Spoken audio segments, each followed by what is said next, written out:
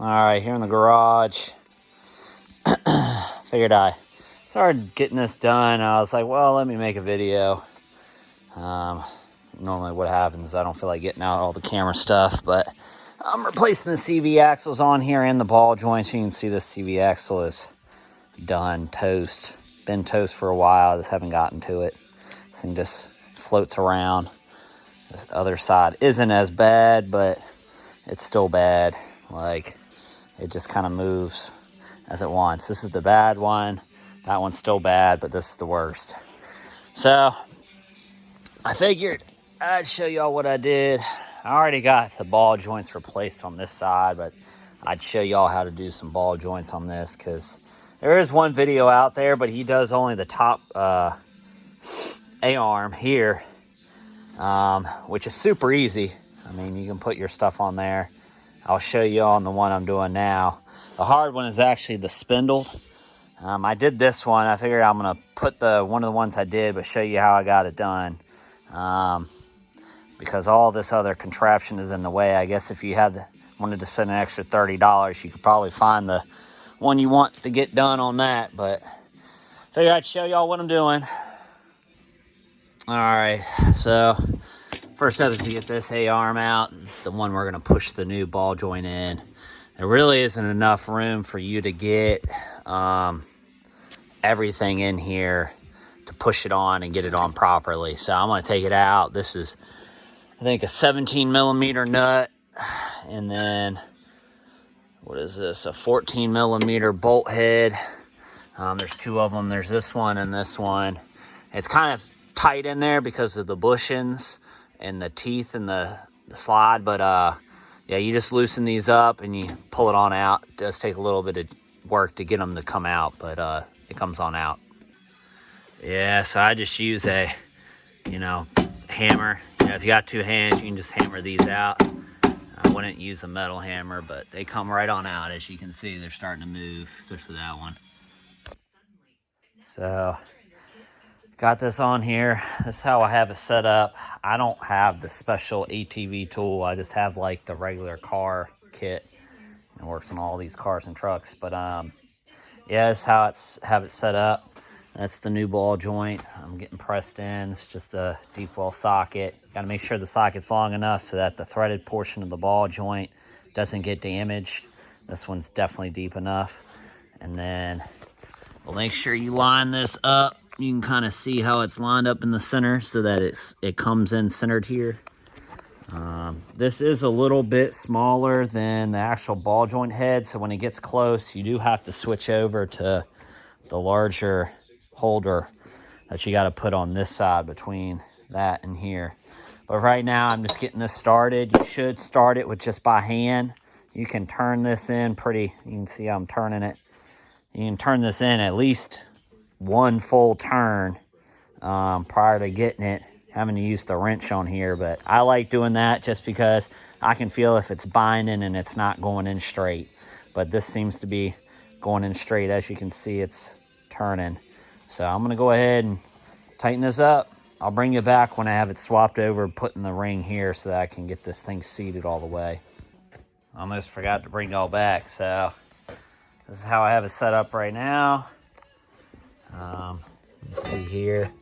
And there's not too much of a gap left. It's almost gone in there. You can see there's like a little bit left, not much. So I'm going to go ahead and finish tightening this in. It's getting close. I'm going to get this nice and tight. I'll bring you back when I'm putting on the C-clip. All right. So you can see it's pressed in there. The ridge is above. I can get the C-clip in there. C-clip. It's nice and tight. Make sure that's done. I don't know where my nut went. Anyways, I usually like putting the caster nut on here after I have the ball joint pushed in, just so things don't get destroyed. But anyways, it's going to be hard for me to do this with one hand. But yeah, I'm going to grab these. These are my C-clip clip pliers. Sorry, I can't do two things at once, as my wife likes to tell me. Can't talk and do this. No, that's not gonna work. I'm gonna go ahead and put this on. So I don't have two, only have two hands. I need a third to be able to get this on, but just like I showed you, put these in there, expand them, push it on. All right, so got that C-clip in there. Here's my trusty screw. I always take a screw, put it on the edge, and I use a hammer and I hit the end of the screw just to make sure the C-clip seats properly. So I just go all the way around like this, right on the edge, and just make sure it gets pushed into that crack, just to make sure that thing stays in there. And then that ball joint's in. All right, so that's how I got the ball joint out after I took the C-clip out. I just used an orange C-clamp, and I actually left this on the ATV to get it out. It was pretty easy to get it off while I was on the bike. I used that smaller orange C-clamp that's over there underneath the bike. But yeah, it fits right over that ball joint head. You can just push that down. Once it gets into the A-arm here, then I just took the castle nut that I took off the ball joint, stuck that on top of the ball joint, and pushed it the rest of the way out. So it was really easy getting the ball joints out, no matter it was here or if it was actually on the the knuckle, the steering knuckle over there. So that's how I got this off. I'm going to move over to the steering knuckle and show you how I did those. All right, so the steering knuckle, I took off the vehicle to get this off, but same thing as what I did with the upper A-arm up there. I just set it up like this and punched it on out. Once I had this part of the ball joint down to where the orange clamp was hitting the edge of the A-arm, I just stuck the castle nut from the ball joint on top of the ball joint, and then I was able to push it the rest of the way out. So that's how I got the steering knuckle one out. So this is how I was able to get, I had to use a socket, because even if you use, so I actually had this, which was perfect, this 1 1/4 inch Schedule 40 coupling, which was $5 at Lowe's, cheaper than the, $30, whatever it was, $40 tool. And then, or a socket that was big enough, that was like $25. So this was the cheapest option, but you can get it almost all the way down, but that ledge right here on the side won't let you get it all the way seated.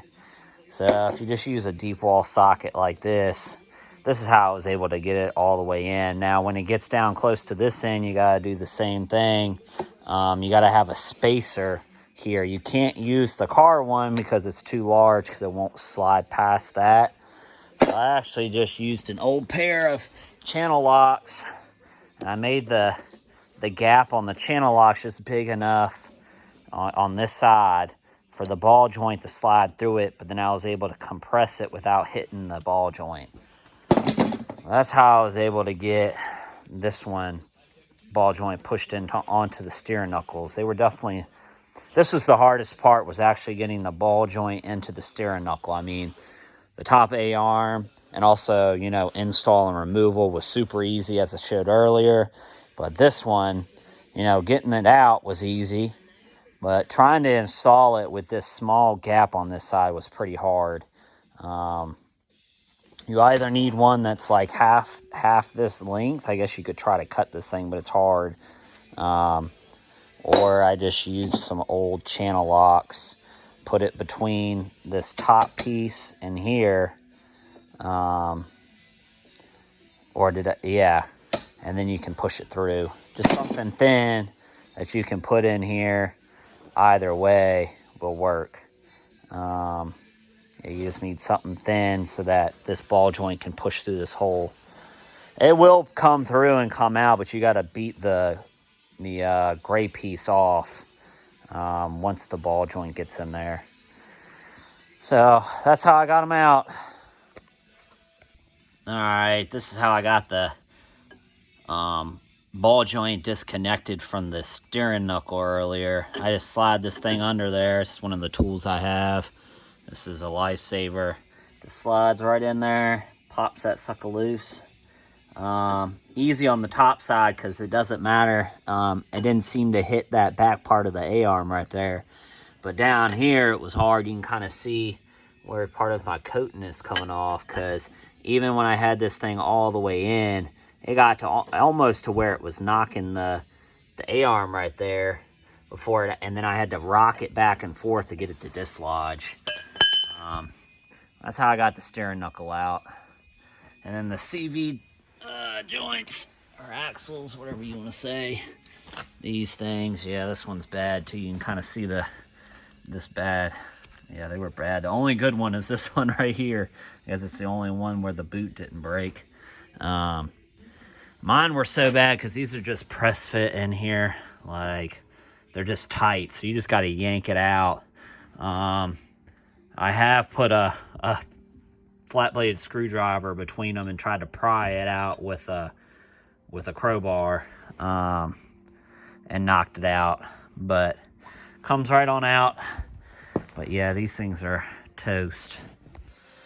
All right, I do have replaced some bearings and seals. So I'm gonna go ahead and take these off. I just take a flat-bladed screwdriver, a hefty one. I stick it in the corner in the crevice between the seal and the bearing, and I just turn my flat-bladed screwdriver. I just kind of go like this, just turn it, and it'll pop on out. So I'm gonna do the back one as well, and I'll bring it back. All right, so I got the front one out, the back one out, and this was the spacer that goes in the front.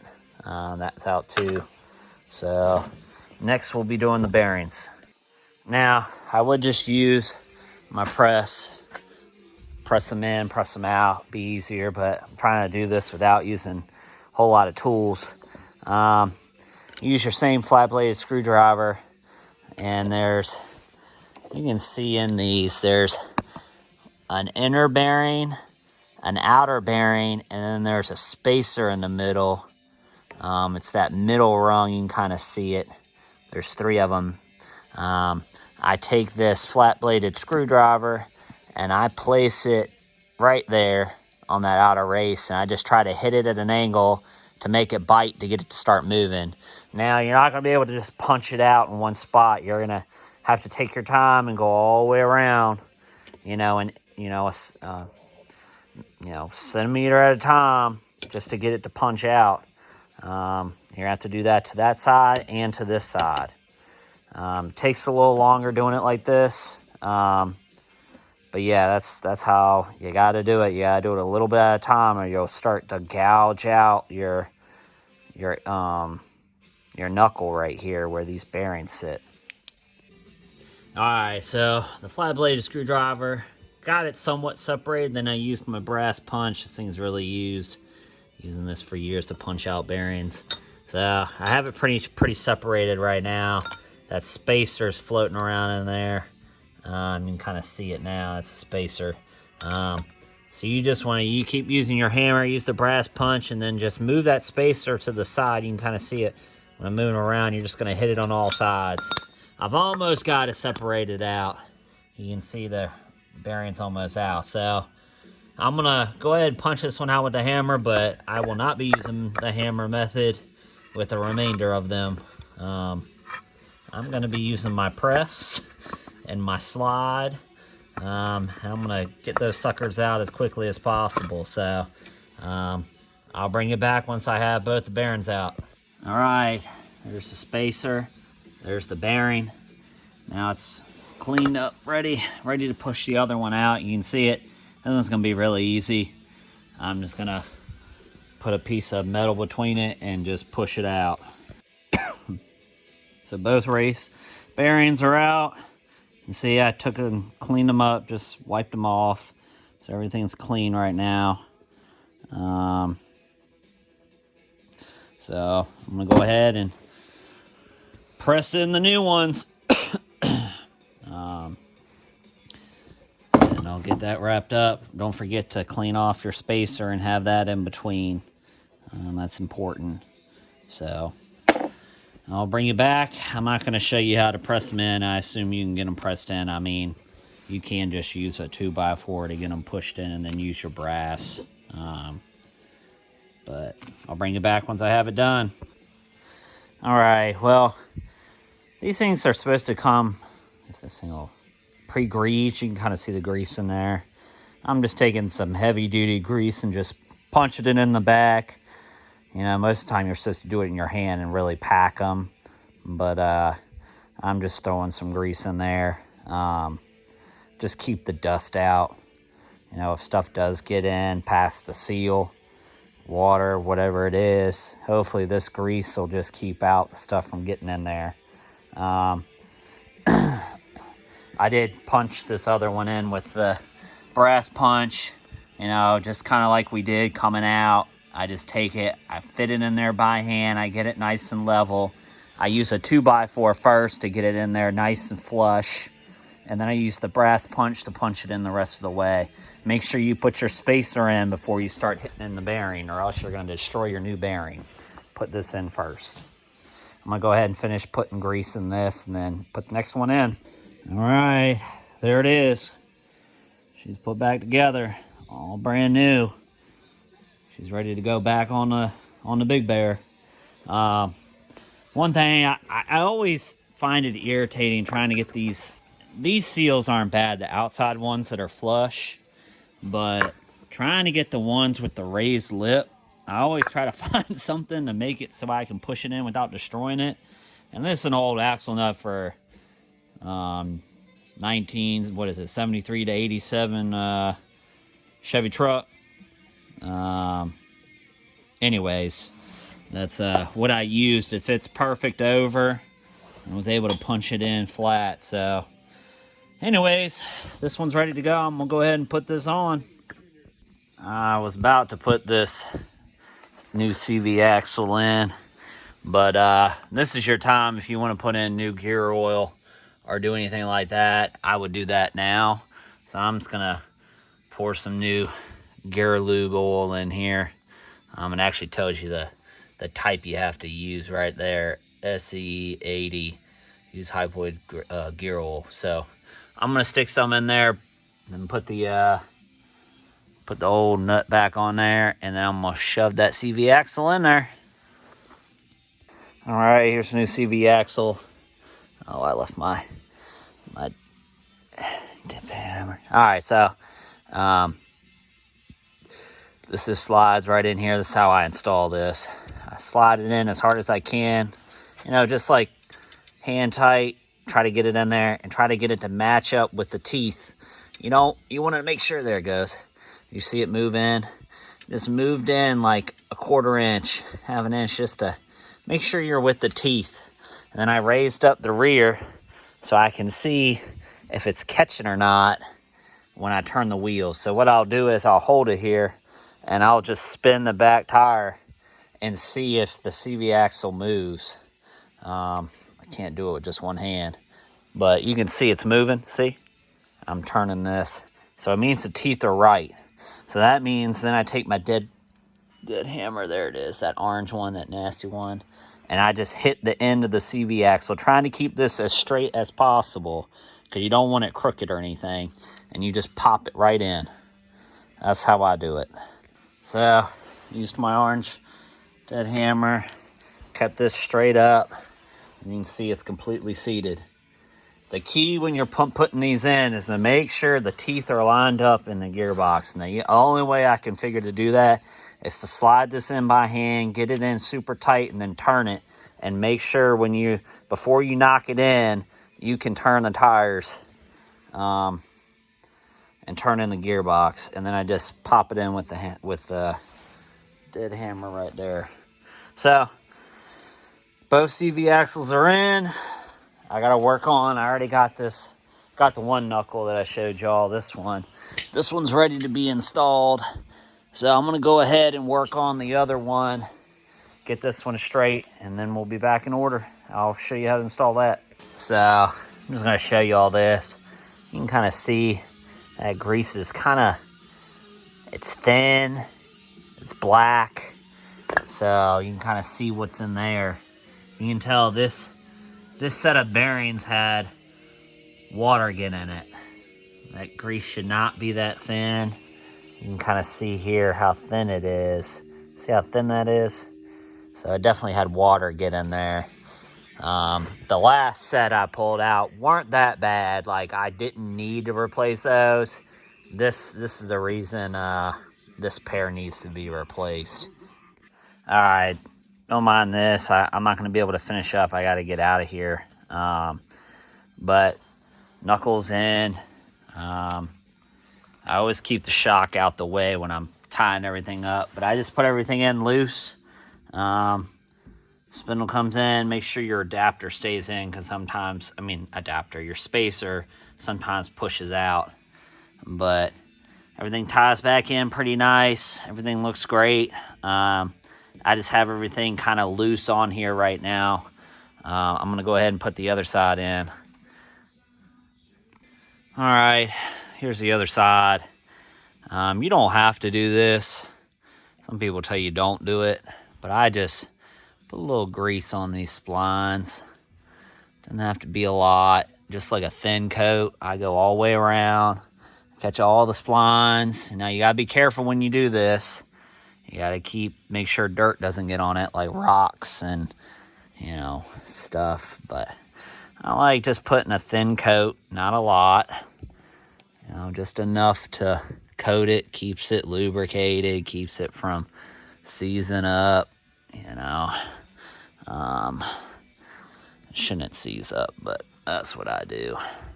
Just kind of get her.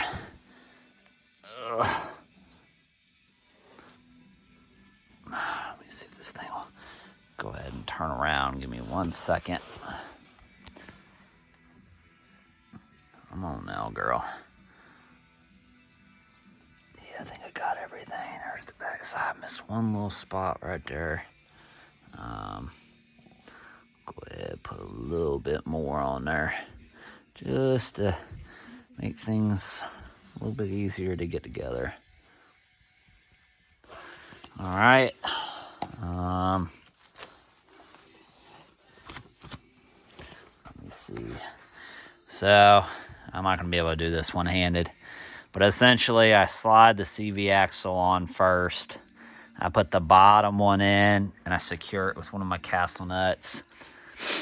And then the spacer, I don't know why I keep on saying that. The spacer wants to come out, but you'll have to keep that in, and you'll tilt it back up. Make sure you keep the shock out of the way. I usually just push it up, and it'll slide right on, and you'll be able to get the castle nuts on. All right, other one's in. Same way. Bottom one first, castle nuts on there. Just, finger tight. Well, you slide it on the spline. Bottom one in, castle nut. Top one in, castle nut. Since I've got the lift kit on this, I have to maneuver mine as I go. And then the only reason I have this plastic over here right now is because I'm not going to be able to wrap up. I got to get out of here. But I'll be back tomorrow. We're getting there. All right, back in it. I got my shock back now in. I have a lift, so I have like 2 washers on either side to keep the bushing centered. But I'm going to keep this loose until I get everything else kind of tied in. But I'll go ahead and start wrapping it up, tighten up these, both the ball joints, tighten this up, and then I'm going to move to the tie rod. All right, so tightened up all my arm bolts, got everything straight, got the tie rod on, tightened up the ball joints. All the cotter pins are in, as you can see. So shock bolts in. So next is I gotta put on the dust. It's really not dust, but it's rocks and sticks. Gotta put this on, and I'm gonna move to the caliper, which is right here. So I'm gonna go ahead and start putting that on. All right, got this on. It's just those 2 bolts right there. Pretty simple. Next. So before I put this on, make sure I'm gonna clean this out really well, because there's still junk in there. Found a little pebble in there, so just make sure you clean them out. You can put a little grease on this one too, and then that'll slide on, and we'll be moving to it. I guess one of the things I forgot to say is you see this ridge right here all the way around. I sprayed it with brake cleaner and then scrubbed it with a wire brush. It's over there. Yeah, and then clean it all off, because this is what sits inside of that seal right there, that little seal lip you can see. And that's what keeps stuff from getting in here when you're going through mud and stuff. So you want to make sure this is clean. I had a big clog right here and grass. So you just want to make sure you have that cleaned up, so when this thing mates up in here like that, that seal, that piece will fit in there nice and snug, so stuff doesn't get in there.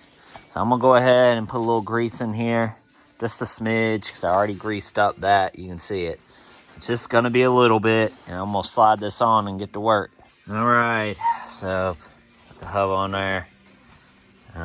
So what I usually do is when I put these big castle nuts on, I tighten it all the way up like this. I tighten it in just by hand, because you're not going to tighten this to spec sitting like this. You know, this thing's just going to spin. What I do is I just get it hand tight to where it seats on the back seal and on the front seal. And then I loosen it, just loosen it to where it's a little loose, and then I tighten it again just to get it seated again. And I do that just to get it prepped for when you put the wheel on and you actually tighten it to spec, it's ready without anything hanging on it. So next will be putting on the caliper. Pretty simple. It's just your 2 bolts that are right there, and they connect right, where is it? Right there on the knuckle, 1 and 2. Slides right on. Don't be like me. I had to take the shock back off because I forgot to route the brake line. I had the brake line on this side, and you can't feed the caliper through this hole, as I couldn't get it to go. So I had to take this off to be able to push this whole A-arm up so I could feed it through the hole, because the brake line has to come up and over and down. But anyways, got everything installed. She's ready to go. Next step, put back on the brush guard. It's just 3 bolts. 1, 2, 3. Oh goodness, that's from the last CV joint that busted. Nasty grease that's down in there. I got 1, 2, and 3 on that side. I'm gonna go ahead and put that on, and this side will be knocked out. I'll just have to put the tire on. All right, she's wrapped up. All I need to do is, once I get the other side on, I'll tighten up the castle nut on the spindle, and we'll be good. Next side. All right, same side, same way as last time. I just brought the caliper over because I had to take the shock back off before to push everything up. But I routed the line because it has to go. Let's see if I can't show you. So it has to go into the clip up here. I can get a little closer. Goes into this clip right here, comes under. I have it going through the shock thing, gets hung on here, then it comes from behind, gets bolted into this, and then it sits here. So I just have it sitting in there with one little bolt in, just kind of loose. So I'm gonna go ahead and put the tie rod in. I'll start tightening up the ball joints, putting in those, tighten these up, keep moving. All right, so got this tie rod on. Got the ball joint done down here. Let's see, got this ball joint done right there. You can see about there. Routed the caliper like I showed y'all earlier. So next, I'm gonna go ahead and put on the shock, and then start cleaning up the hub like I did on the last one. Get that all cleaned up, and then we'll start moving. So like I did on the other one, I'm just gonna take this and just clean around the whole thing, just like this. Try to get any gunk. See all that gunk coming off? You want that thing to seal really well. So just want to make sure I get all the gunk out. So I'm gonna do this, then I'll use some brake cleaner, clean out the inside, make sure there's no rocks or anything, or pebbles or dirt. And then I'll wipe the outside of this, and this should come clean, like you kind of see it coming clean now. All right, nice and clean. Got all that junk away from the ceiling part. That's good. Sprayed it out so it looks nice and clean. Now I'm just gonna take a tad bit of grease like I did on the other side. I already greased that up just a little. And I'll just put a little bit of grease on this the inner splines right here. Because once you push it on, it's gonna push it all the way through. So just put a little bit on the inner spline. All right, back together. Wrapped up this side. Last thing is just to tighten the castle nut. I figured y'all know how to do that one. Just make sure you don't tighten it too much to where you can't get your cotter pin through the hole.